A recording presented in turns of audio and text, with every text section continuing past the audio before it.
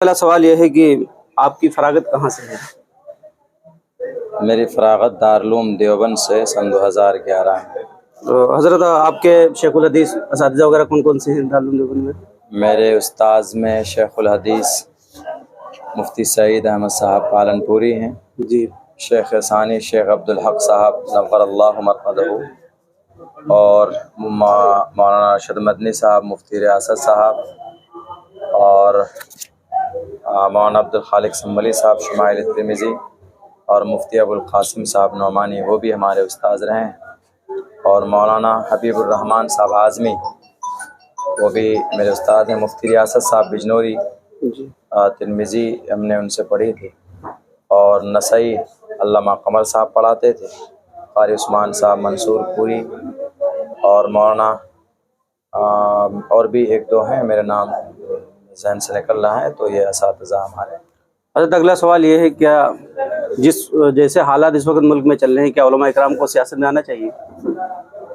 सियासत में उलमा इकराम को आना चाहिए। अरे सियासत है ही उलमा इकराम के हिस्से में। जितने अच्छे ढंग में सियासत उलमा कर सकते हैं, वो समाज का दूसरा फ़र्द नहीं कर सकता है।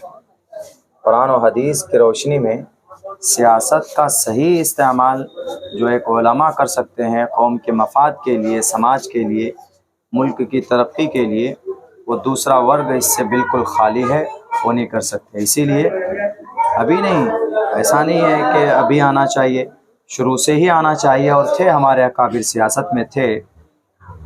लेकिन यह है कि आज सियासत में उलमा नहीं हैं, अच्छे लोग नहीं हैं, तो गंदे लोग आ गए हैं। जाहिर सी बात है कि जब अच्छे लोग नहीं होते हैं तो गंदे लोग आएंगे, उनका कब्ज़ा होगा। तो सियासत को तो खैर बदनाम किया गया गंदे लोगों के ज़रिए से, इसीलिए लोगों के जहन में एक बात आती है कि भाई सियासत शायद ख़राब चीज़ है। ऐसा नहीं है, सियासत फ़ी नफ्सी ही अच्छी चीज़ है, लेकिन यह है कि उसको ख़राब लोगों ने ख़राब बना दिया है, गंदा बना दिया। जी, तो कुछ लोग बैरिस्टर असदुद्दीन ओवैसी के मुतालिक ये कैद लगाते हैं कि उनको जो है वहीं तक रहना चाहिए और आगे नहीं बढ़ना चाहिए, तो इन लोगों के लिए आप क्या कहेंगे? देखिए, सियासत में वो उनकी एक अपनी सोच होगी, उनकी एक अपनी वो होगी कि उनको वहाँ तक रहना चाहिए, यहाँ नहीं आना चाहिए।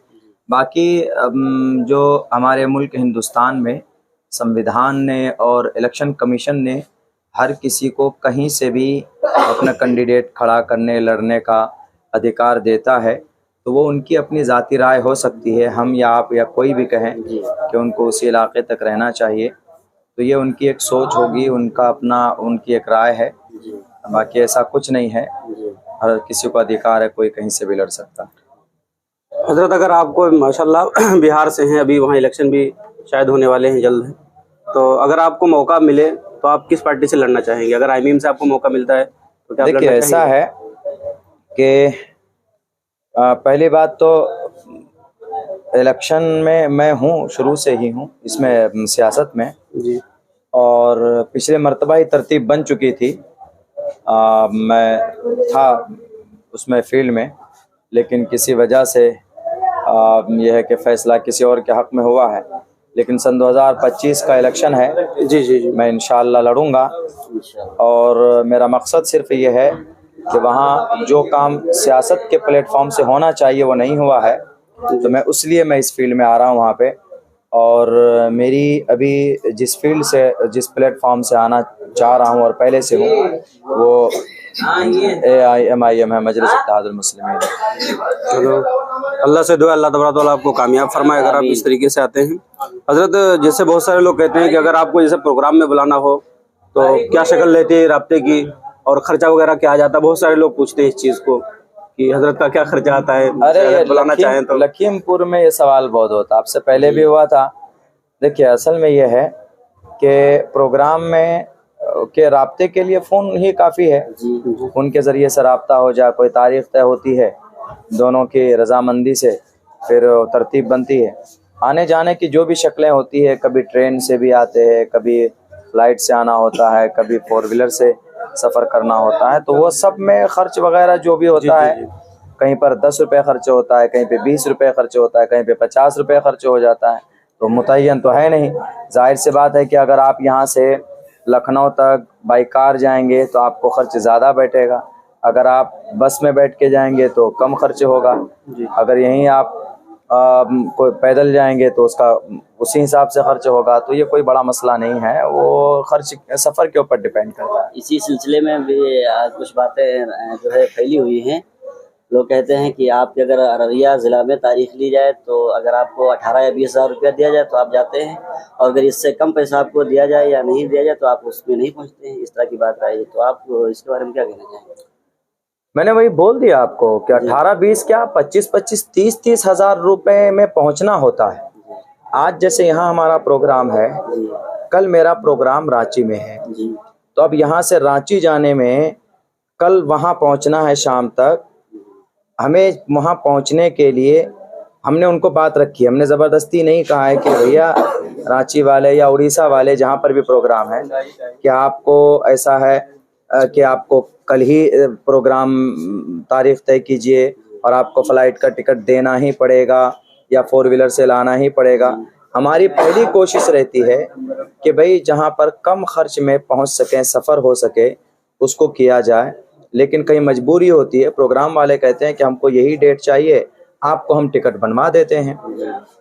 ये है कि कभी कभी ऐसा होता है कि प्रोग्राम वाला खुद टिकट बनवा लेते हैं, मैनेज कर लेते हैं, तो उसमें यह है कि वो खर्च जो आता है तो वो उनको आंकड़ा पता है।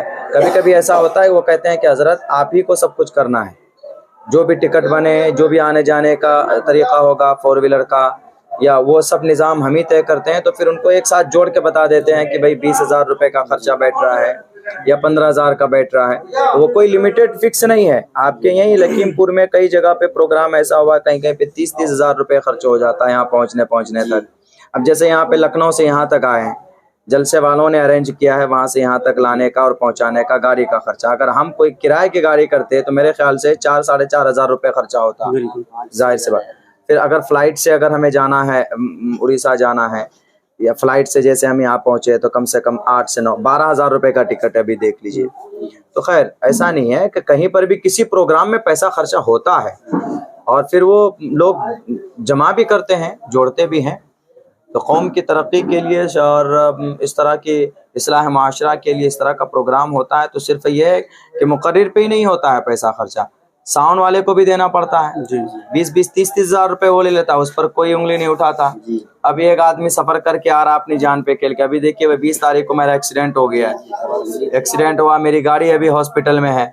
क्या वजह थी एक्सीडेंट की? वजह ये थी कि ड्राइवर की आँख लगी और रात को 3:30 पौने 4 बजे आँख लगने की वजह से वो गाड़ी खाई में चली गई, गिर गई। वो तो अल्लाह का फजल हुआ कि हम लोग, अल्लाह ने हिफाजत की हम लोगों की, कि ज़्यादा कुछ नुकसान नहीं हुआ, वरना अगर आगे की सीट पे होते तो कुछ बड़ा भी नुकसान हो सकता था।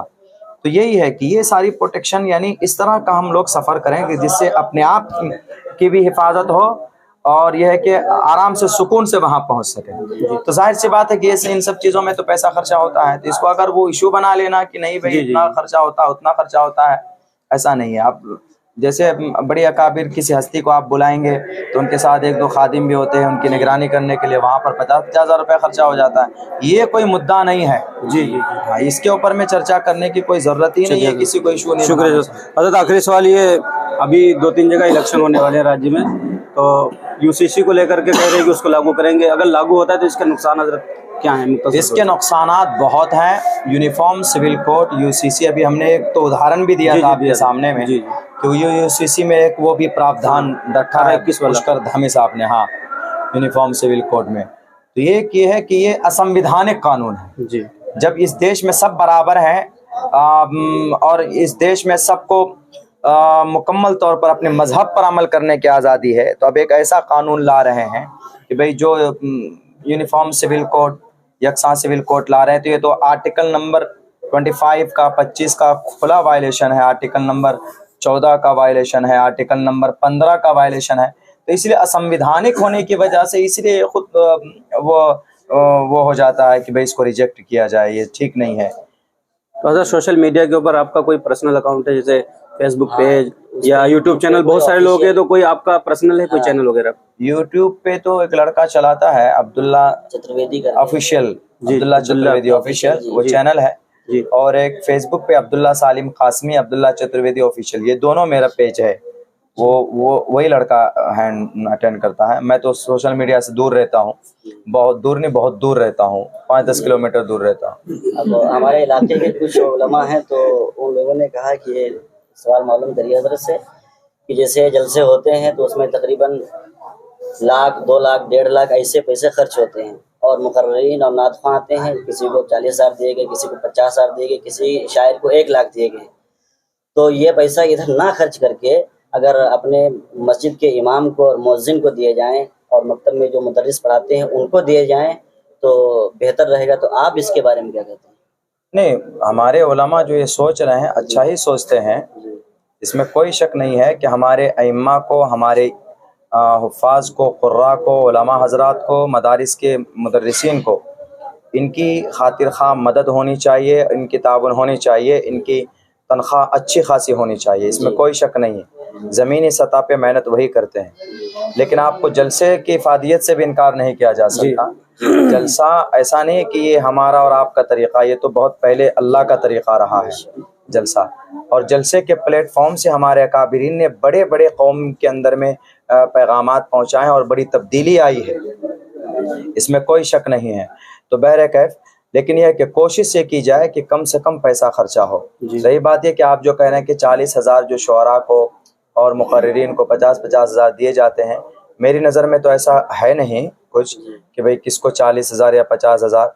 हमारे मकतब फ़िक्र में जो है इस तरह का निज़ाम नहीं है, 40-50 हज़ार रुपये देने का ऐसा रिवाज नहीं है और कोई लेता भी नहीं, जहाँ तक मेरे नॉलेज में है, मैं इस फील्ड में हूँ, इसमें कोई वो नहीं। रही बात ये कि हाँ, ऐसा अगर कोई करता है, कहीं पर मिलता है, किसी को दिया जाता है तो यकीनन ये काबिल गौर है। इतनी बड़ी रकम एक आदमी को आप देंगे कौम के पैसों में से, तो बेहतर होता कि भाई वो पैसा कहीं और पे लगाते। लेकिन ये है कि इसकी इफ़ादियत भी बहुत है, तो इसीलिए इसको भी होना बहुत ज़रूरी है। तो ये थे हजरत, कोई मदरसा या कॉलेज या मेरा इदारा चलता है, Huda educational academy, English medium school है, वो स्कूल चलता है और अलग से बनात की ज़मीन की हम तैयारी कर रहे हैं, अल्लाह का मेहरबान फरमाए। और जिसमें यह है कि मेरे पास जो नजराना आता है, जी, जो लोग मुझे देते हैं, जी, जो भी दें, 1 रुपये, 10 रुपये, 15 रुपये, 20 रुपये, तो मेरी पूरी रकम आपको यहाँ नहीं दिखेगा, वहाँ जाके दिखेगा। आप जाके देखिए, तकरीबन 1-1.5 एकड़ ज़मीन पे इदारा है, जो ज़मीन खरीदी गई है उस पे इदारा है। अल्हम्दुलिल्लाह 200 बच्चे ज़ेरे तालीम हैं। अब बनात के लिए हम लोग फ़ंड जमा कर रहे हैं कि बनात के लिए अपनी ज़मीन हो और बाज़ाब्ता समाज की बच्चियों को और बाज़ाब्ता तौर पर जमात के निज़ाम और सिस्टम के हिसाब से वहाँ पर बच्चों को तालीम दें, तो हमारी ये रकम वहीं पर खर्च होती है। जज़ाकुमुल्लाह। तो ये तो हज़रत मौलाना अब्दुल्ला सालिम साहब और ये हमारे साथी हाशिम भाई हैं। हज़रत का इंटरव्यू लिया गया, हज़रत ने बहुत अच्छी तरीके से जवाब दिए। तो हमारे इलाके डाबर में आए थे और मैं दुआ करूँगा अल्लाह तबारक व तआला इस गाँव में खूब तरक्की अता फरमाए, खूब बरकत अता फरमाए। तो इन्हीं सवालों के साथ हम रुखसत होते हैं। दुआ कीजिए, इंशाअल्लाह फिर मिलेंगे किसी नई वीडियो में। अस्सलामु अलैकुम व रहमतुल्लाहि व बरकातुहू।